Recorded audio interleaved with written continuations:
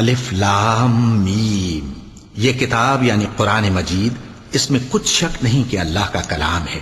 परहेजगारों के लिए रहनुमा है, जो गैब पर ईमान लाते और आदाब के साथ नमाज पढ़ते और जो कुछ हमने उनको अता फरमाया है उसमें से खर्च करते हैं। और जो किताब ए पैगंबर तुम पर नाजिल हुई और जो किताबें तुमसे पहले पैगंबरों पर नाजिल हुई, सब पर ईमान लाते और आखिरत का यकीन रखते हैं। यही लोग अपने परवरदिगार की तरफ से आई हुई हिदायत पर हैं और यही लोग कामयाब हैं।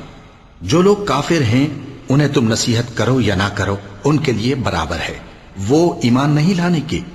अल्लाह ने उनके दिलों और कानों पर मोहर लगा रखी है और उनकी आंखों पर पर्दा पड़ा हुआ है और उनके लिए बड़ा अजाब तैयार है। और बाज लोग ऐसे हैं जो कहते हैं कि हम अल्लाह पर और रोज़े आखिर पर ईमान रखते हैं, हालांकि वो ईमान नहीं रखते। ये अपने ख्याल में अल्लाह को और